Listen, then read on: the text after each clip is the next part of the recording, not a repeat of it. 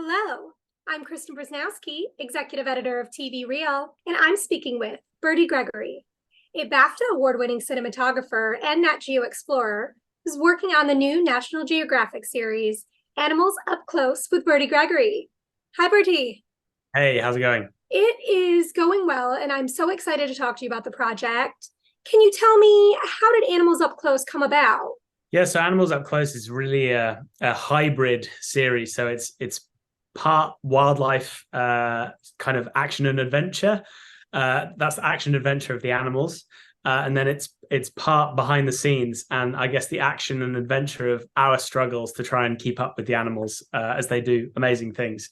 So that's really the series in a nutshell. Talk to me about charting the places you would go and the animals that you'd showcase. Yeah, so for this series, we have 6 episodes, and each episode we go and track down a different animal. And on my previous project on Disney Plus, Epic Adventures, the key thing that we found was when we were going in search of these big wildlife gatherings, the most engaging and intimate and exciting way we found to tell those stories was, instead of focusing on the whole gathering, it was to tell the story through the eyes of an individual animal or an individual animal family. And that's really what we've lent into on Animals Up Close. And so, yeah, in each episode, we focus on that. As an example, my favorite episode, which is the first episode, it's all about pumas in Patagonia. We didn't just go to film any puma. We went to film one puma in particular, and she's called Pataka. And the reason that we went to film her is because I first met her 4 years ago when she was a tiny little cub, a little fluff ball of loveliness, completely reliant on her mother for survival. She was pretty, helpless. 4 years on, went to see how she was doing, and I'm very pleased to say not only had she survived, which is huge for a puma, the survival chances of a cub are not very high, but she's now a powerful boss mom with 2 of her own cubs, and she took us on a physical and emotional roller coaster. Physical because we'd follow her. Sometimes she'd walk 15 miles in a day up and down big mountains. We'd have all our camera junk with us.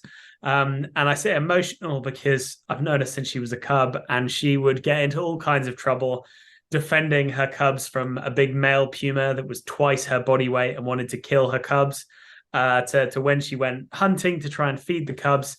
She'd be taking on really, really challenging prey, and sort of having these gladiator fights to the death. So yeah, amazing how an animal could be so powerful and lethal when it came to feeding, but then the same animal was so loving and nurturing and protective of her cubs. Really fantastic. And tell me about some of the technology that has enabled you to get up close and tell these very personal stories. Yeah, so I mean, critical for us is we want to tell these stories on the animal's terms. The well-being of the animal is the number one priority. And a lot of the time, yeah, we're using new technology to allow us to do that. So for our underwater episodes, there are a couple that had marine elements. But in the case of our Devil Ray Islands episode, we went to a place called Raja Ampat, which is an archipelago in Indonesia. And the devil ray is like a secretive, shy relative of a speedy relative, I should say, of the manta ray. And they're very shy and they don't come around often. So key is spending the maximum amount of time underwater as possible and being very quiet when we're waiting. So on land, that's very easy. You just kind of, sit in a tent, sit in a blind, and you just hang out. Well, underwater, obviously, us humans aren't very good at breathing like fish. So instead of using traditional scuba diving equipment that makes bubbles and limits you underwater to maybe an hour at a time, we used a military grade technology called a rebreather. It was originally developed for the US Navy. And basically, when you breathe out, instead of making bubbles, it captures that breath, it sends it down a tube into a bag on your back. There's a scrubber that absorbs the carbon dioxide from that breath. You have a little tank that adds a bit of oxygen, and then the unit feeds you that breath back via another tube. And so you can recycle your air and stay down for hours at a time.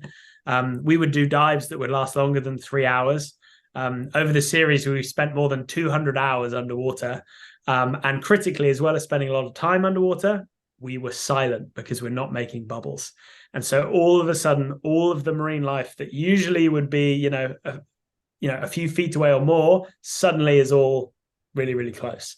And that's key underwater when you're limited by the visibility of the water to be really, really close. That is just remarkable, and also remarkable the amount of patience that this type of filmmaking must require. It's interesting you say patience. I think that's a common misconception, that you need to be patient to make wildlife films.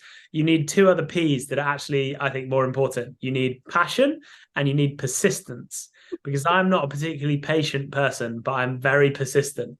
So yeah, I'd say that that's more important. Looking at that other P, passion, what drives your passion for exploring and bringing these types of stories to the screen? So I guess I'm a wildlife filmmaker, but first and foremost, I'm a wildlife enthusiast and then a wildlife filmmaker. The best part of my job is that I get to hang out with cool animals.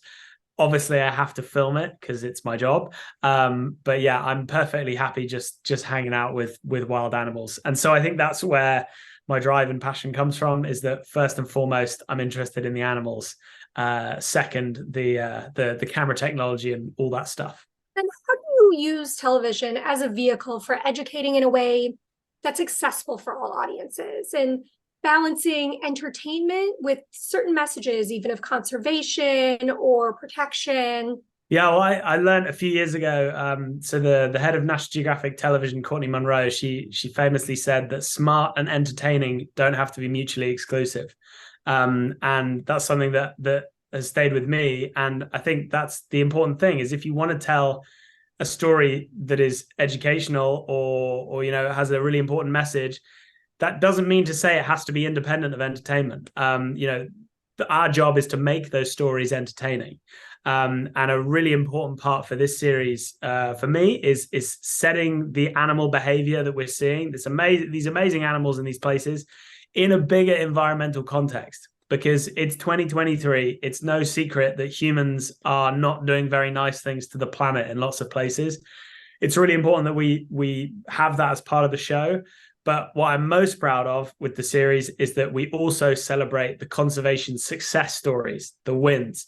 Our news cycle is so dark and depressing. We need some good news, because if we celebrate the wins, that's going to, I think, inspire us to do more. And in the case of a really good example of that, in the Devil Ray episode that I mentioned, where we were using the rebreathers, we were diving in a marine reserve called the Mazul Marine Reserve. And about 20 years ago, this area was just getting trashed. Lots of overfishing. There was lots of dynamite fishing, where you chuck bombs onto the coral reef, so it blows up all the fish and you get a very quick, easy catch. There was lots of shark finning for shark fin soup. And the local community came together and said, this is not good. It's not good for wildlife. It's not good for us people. So they set up the Mazul Marine Reserve. And 20 years on, it's one of the best examples of not just ocean conservation, but conservation anywhere in the world. Just a few numbers that are mind-blowing to me. The biomass, that's the weight of living things, has gone up in that time period by 600% in some places. There are now 25 times more sharks inside the protected area than outside. This is what happens when you give nature the chance. And what is really great about it is that not only are these now some of the best coral reefs in the world, if not the best, people are also benefiting too, because there's all the tourism money coming in for people from overseas coming to see these reefs. But also, all those fish that are thriving inside the protected area, they don't stay there. They migrate in and out all the time. And so the local community, the fishermen outside of it, are also reaping the rewards. So yeah, it's a blueprint for how we should be protecting the oceans. People win and wildlife win. It's a no-brainer. Thank you for being part of bringing that to the screen, making it known to a wider audience, and presenting that type of television that is entertaining and smart and educational. Can't wait for all of the episodes to be seen by all audiences. Thank you. Thanks very much.